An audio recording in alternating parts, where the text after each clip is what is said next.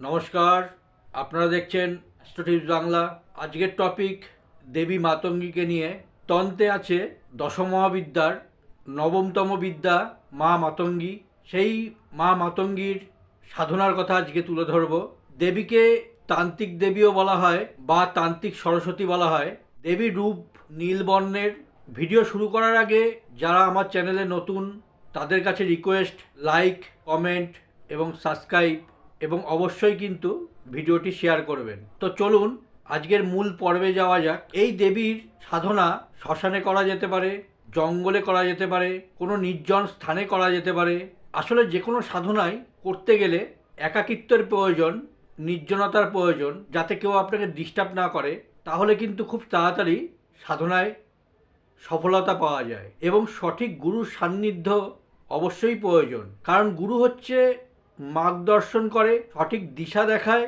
সাধনা করতে গেলে নিজেকে তৈরিও করতে হয়, শান্ত চিত্ত করতে হয়, তবেই কিন্তু সাধনায় সফলতা আসবে। এই দেবী সাধনা কিন্তু খুবই সরল পদ্ধতি।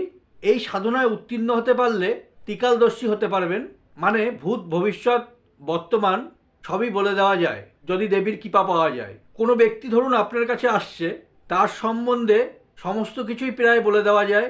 সে কি খেয়েছে, পড়েছে, ভবিষ্যতে কি কি হয়েছে, বর্তমানে কি কি ঘটতে চলেছে, সমস্ত কিছুই কিন্তু এই সাধনার মাধ্যমে বলে দেওয়া সম্ভব।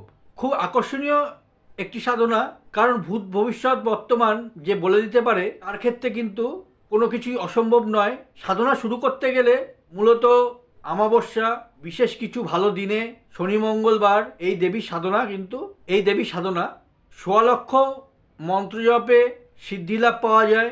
প্রতিটা ভিডিওর মতো এই ভিডিওতেও বলি যে মন্ত্র কিন্তু আগে থেকে চ্যান্টিং করে নিতে হবে। বসার পরে মন্ত্র উচ্চারণে কোনো ভুল না থাকে। মন্ত্র উচ্চারণে ত্রুটি থাকলে কিন্তু সাধনা অসফল হয়ে যাবে, সাধনায় সিদ্ধিলাভ হবে না।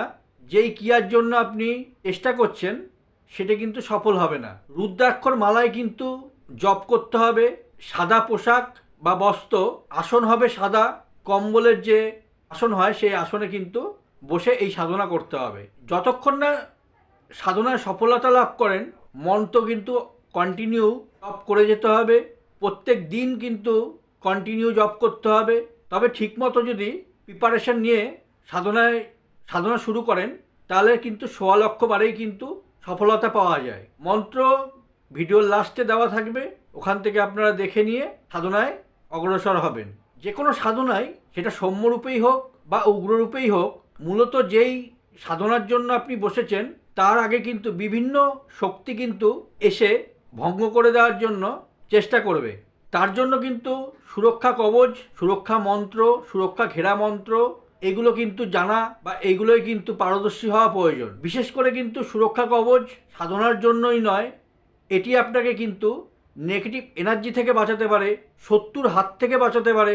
কেউ আপনাকে ক্ষতি করতে চাইলে সে ক্ষতি করতে পারবে না।